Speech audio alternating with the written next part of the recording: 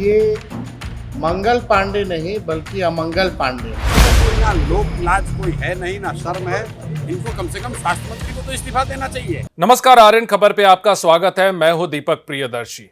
बिहार के स्वास्थ्य मंत्री मंगल पांडे इस समय निशाने पर हैं।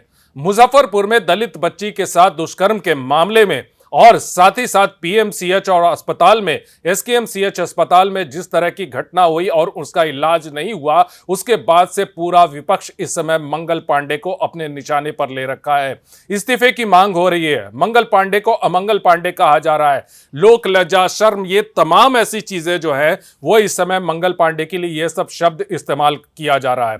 और ये शब्द इस्तेमाल किया जा रहा है नेता प्रतिपक्ष तेजस्वी यादव की तरफ से और जन सुराज के संस्थापक प्रशांत किशोर की तरफ से। देखिए, तेजस्वी यादव और प्रशांत किशोर इस समय राजनीतिक प्रतिद्वंदी हैं। किसी भी मामले पर एक दूसरे की आलोचना करने से नहीं चूकते, लेकिन इस मामले में जब बिहार के हेल्थ सिस्टम पे सवाल खड़े हो रहे हैं, ऐसे में प्रशांत किशोर और तेजस्वी यादव के सुर तकरीबन एक जैसे हैं। तेजस्वी यादव मंगल पांडे को अमंगल पांडे कह रहे हैं और वहीं प्रशांत किशोर ने कहा कि अगर उनमें थोड़ी सी भी लज्जा है तो उन्हें इस्तीफा दे देना चाहिए। डॉक्टरों पे कार्रवाई क्यों कर रहे हैं? जिसकी वजह से डॉक्टरों का मन इतना बड़ा है, उस पर कार्रवाई क्यों नहीं होती? मंगल पांडे क्यों नहीं इस्तीफा देते? क्या कह रहे हैं तेजस्वी यादव और क्या कह रहे हैं प्रशांत किशोर? सुनिए। सब लोग जान रहे हैं कि बिहार के स्वास्थ्य मंत्री मंगल पांडे जी ने ऐसा ग्रहण लगाया है बिहार के स्वास्थ्य व्यवस्था पर कि लोगों का सर दर्द का भी इलाज नहीं हो पा रहा है। और ये मंगल पांडे नहीं बल्कि अमंगल पांडे है। आज इसको लेकर के आप सब लोग जानते हैं कि मुजफ्फरपुर कांटी में जो घटना हुई, मुजफ्फरपुर के कुर्दी में जो घटना हुई, उसके बाद जिस प्रकार से उनके परिजनों का मृतक जो बच्ची थी, उनके परिवार का जो शिकायत कि चरमराया स्वास्थ्य व्यवस्था को लेकर के उन्होंने पोल खोला और ये पूरे बिहार में यही स्थिति बनी हुई है। हम लोग पक्ष है, विपक्ष है, सरकार है, लेकिन बिहार के भविष्य के साथ खिलवाड़ नहीं होनी चाहिए।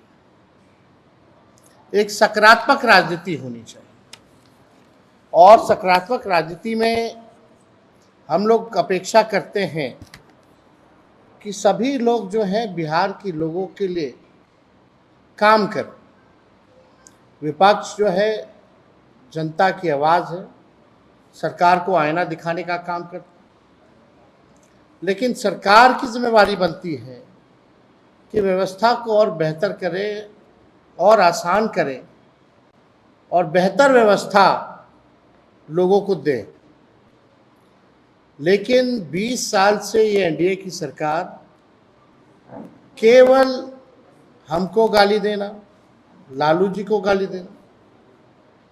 आप दीजिए गाली, जोर जोर से दीजिए, हमें उसकी चिंता नहीं है, लेकिन जब आपका नकारा सिस्टम, भ्रष्ट सिस्टम जो आपने 20 साल तक नहीं सुधारा, तो हम तो आवाज उठाएंगे। और आप सब लोगों के बीच हम आए हैं इसी को लेकर के कि स्वास्थ्य व्यवस्था जो है बिहार की, वो बीमार हो चुकी है।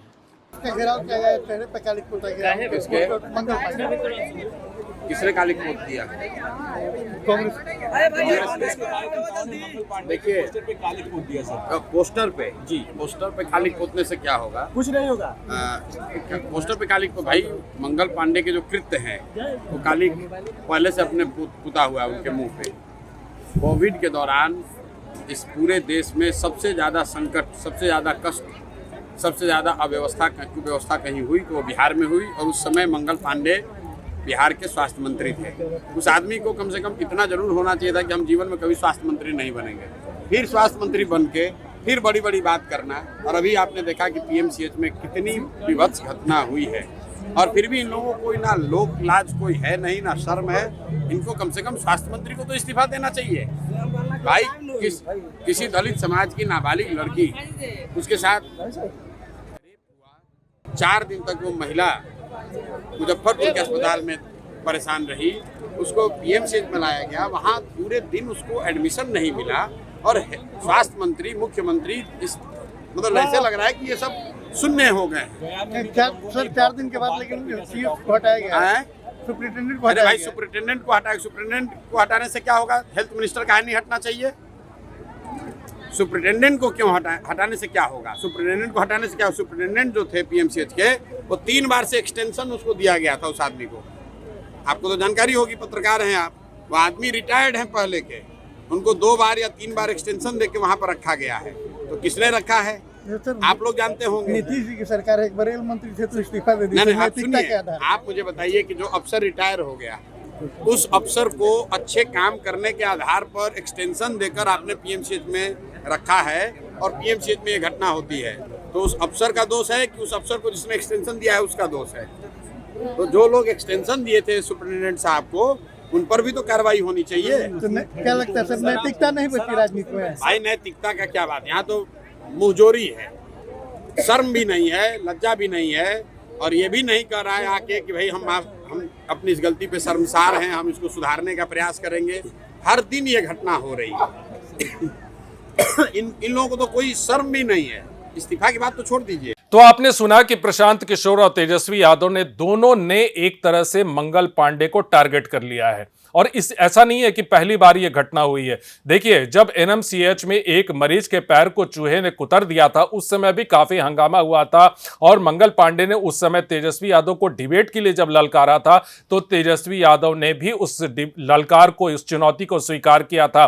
उस समय प्रशांत किशोर ने भी कई बार उन पर हमला किया। देखिए, प्रशांत किशोर पिछले दिनों सिवान में थे, तो उन्होंने भी एक तरह से कहा था कि कौन है ये मंगल पांडे, हम नहीं जानते। मंगल पांडे ही निशाने पर क्यों है आज की डेट में, ये एक बहुत बड़ा सवाल है।